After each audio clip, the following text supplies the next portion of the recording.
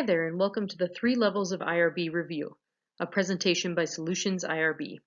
My name is Cassidy Nosecable, and I'm pretty new to the IRB world too, so we'll be learning this together. Now, we're actually going to deep dive into each of these 3 levels, but just as an introduction, the 3 levels of review are exempt, expedited, and full board. When you submit your study, you're going to want to submit it under the level or category that you think best fits. And as we review it, if we determine that that needs to change, we'll let you know and we'll make sure that it's going to get approved under the right level. Now, we do have some other videos out that deep dive into exempt and expedited. So if you have further questions, feel free to check those out or just reach out to us. But the big difference between these levels of review, for most of them at least, are going to be the level of minimal risk involved. Exempt studies are studies with less than minimal risk to your participants. Expedited studies are no greater than minimal risk to your participants, and full board studies can be greater than minimal risk. We talked a lot about minimal risk on the previous slide, but what is minimal risk? Minimal risk means that the probability and magnitude of harm or discomfort anticipated in the research are not greater than those ordinarily encountered in daily life or during the performance of routine physical or psychological examinations or tests.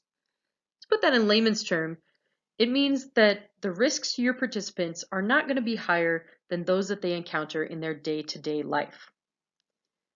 Now again, the big difference between those levels of review is how close they got to this level of minimal risk. So make sure you keep this definition in mind as you're trying to decide which category your study best fits under. Let's start our deep dive into each level of review. We'll start with exempt. Exempt studies are listed as less than minimal risk and fit one of the 8 exempt categories. Again, we've got some videos for each of those categories. Feel free to check those out. But that level of less than minimal risk is really important when it comes to exempt studies. It's really easy to cross that line, and when you do, you might get bumped up into one of the other categories. Exempt studies do not need continuing review by the IRB, so these are studies that will not be reviewed on a yearly or every 6-month basis. To approve an exempt study, the Solutions IRB chair is actually the one that does the ultimate approval after they've been reviewed by a pre-reviewer and a primary reviewer.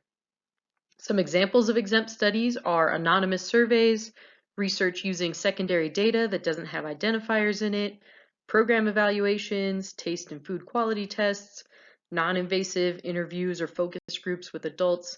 Again, anything that's going to be less than minimal risk, less than the risks that your participants would encounter in a day-to-day life. That all could fit under an exempt review.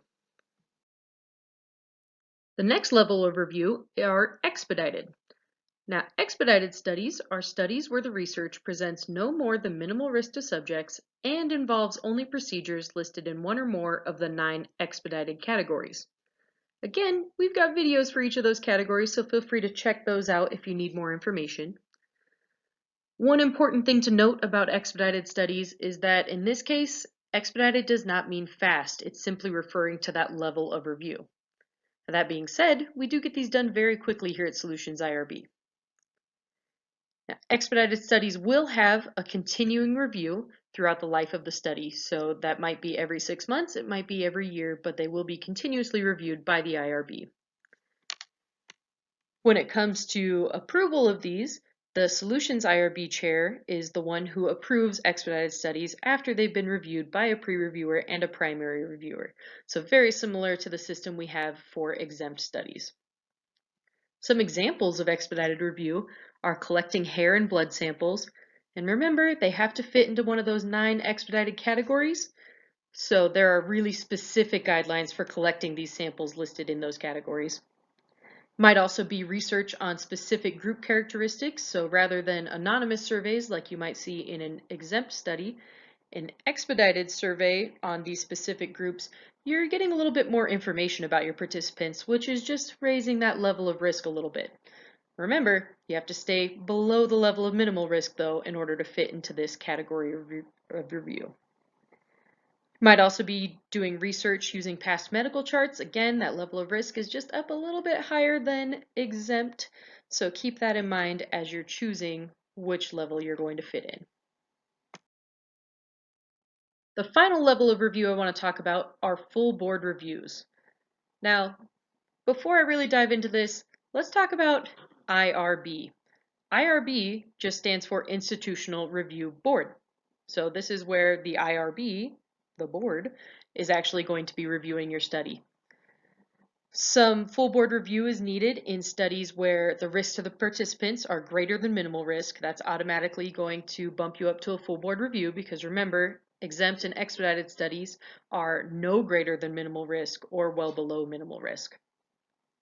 In some cases, if the risks to your participants are minimal and are at those lower levels, but your research doesn't fit into any of the categories listed in exempt or expedited, that's automatically going to fill into a full board study as well.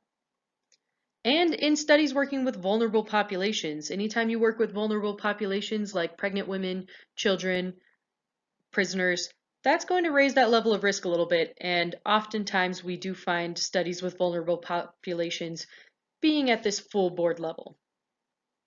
Now, studies in this level, like I mentioned, will be reviewed by the full IRB and will only be approved by a majority vote.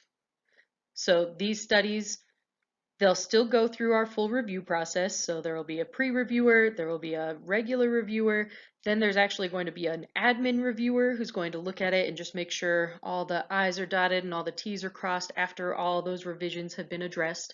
Then, once it's gone through all three of those reviewers, it will be presented to the IRB, so to the board, and from there, they will all have reviewed it as well, and they can take a vote. Now, when they make their vote, the board can either offer full approval of the study, they can offer approval with conditions, they can table the study for a later date, or they can deny the study.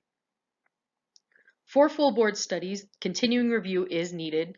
Again, it might be every 6 months, it might be every year, but as long as your study is happening, there will be a review needed for this.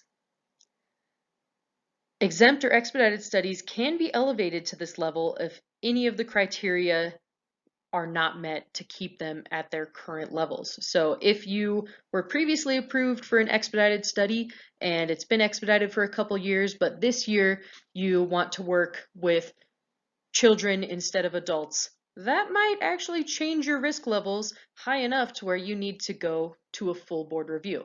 And we have seen that happen a handful of times. So keep that in mind that even though your study might have been approved under one level, if you're making any major changes to it, it might end up getting bumped up to the next level.